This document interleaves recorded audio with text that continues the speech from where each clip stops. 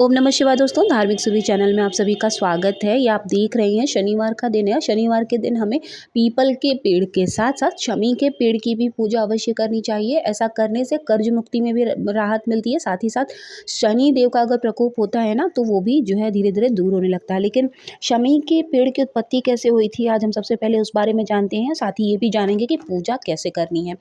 तो पुरानी जो कथा है उसके अनुसार शमी जो है वो ऋषि ओरा की बेटी थी। ऋषि ओरा अपनी पुत्री का विवाह धौम्य ऋषि के पुत्र मदार से उन्होंने किया था। विवाह के वक्त मदार जो है ऋषि सोनक से शिक्षा ग्रहण कर रहे थे।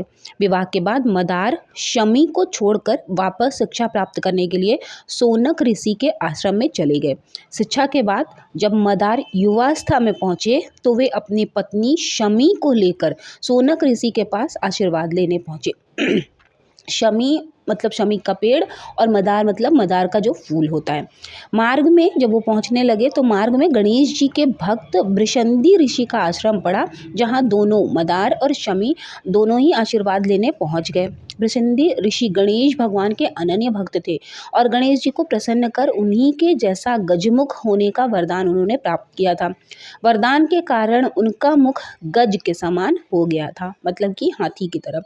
लेकिन मदार और शमी उनके इस गजमुख वाले वरदान के बारे में उन्हें जानकारी नहीं थी, इसलिए वे वृषंदी ऋषि के गजमुख के रूप को देखकर दोनों लोग हंसने लगे।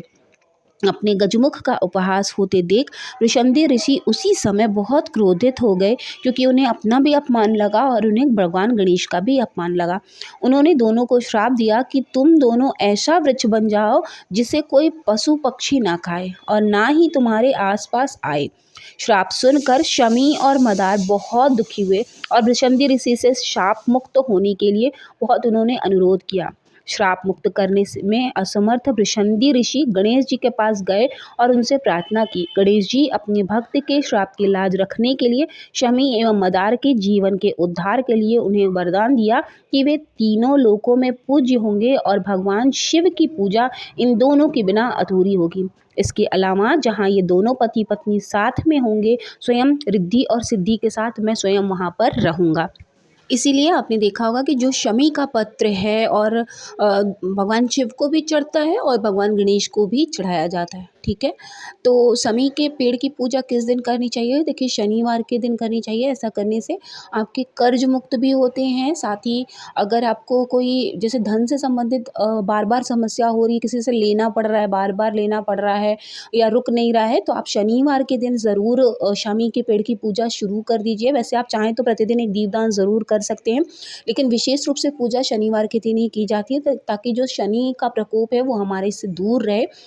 तो सबसे पहले क्या करना है, शुद्ध जल से शमी के पेड़ को स्नान करा देना है। उसके बाद पीले चंदन से टीका लगा देना है। उस पर जो भी आप चाहें वो चढ़ा सकती हैं। मैंने यहाँ पर गेंदे का फूल चढ़ाया है। उसके बाद कलावा के वस्त्र चढ़ा देने हैं। भोग में आप चाहे मिश्री, बताशे या गुड़ भी चढ़ा सकते हैं। देखिए, अगर आप कर्ज मुक्ति के लिए चाहते हैं तो आपको जो है सरसों के तेल का ही दीप जलाना चाहिए, अगर आप सिर्फ कर्ज मुक्ति के लिए चाहते हैं। लेकिन अगर आप सिर्फ उनको पूजनीय पेड़ में पूज रहे हैं तो आप गोलबाती का जो है देसी घी का या तिल के तेल का भी दीप जला सकते हैं। आप चाहें तो शाम को भी ये पूजा प्रदोष काल में कर सकते हैं और सुबह भी कर सकते हैं। ठीक है, अगर आप शनि से रिलेटेड चीज़ों के लिए कर रहे हैं तो आपको शाम को ज़रूर करना चाहिए। इसी के साथ साथ काले तिल ज़रूर चढ़ाने चाहिए। इससे जो है शनि की साढ़े साती अगर होती है या ढैया होती है कहते हैं ना, तो वो दूर होता है। और अगर आप चाहें तो काली जो उड़द की दाल होती है वो भी ज़रूर चढ़ाएं। इसके बाद स्वास्तिक बनाकर इस तरह से दीप को वहाँ पर रख देना है। जो भी भोग आप लगाएंगे, भोग उठा लेंगे थोड़ी देर के बाद, जब आपकी पूजा संपन्न हो जाएगी, भगवान से प्रार्थना कर लेंगे आप कि भोग ग्रहण कर लें वो। उसके बाद भोग उठाकर आप अपनी थाली में वापस रख लीजिएगा। इत्र सेवा उन्हें ज़रूर दीजिएगा। साथ ही आप चाहें तो भगवान गणेश की भी देखिए आप आरती कर सकते हैं।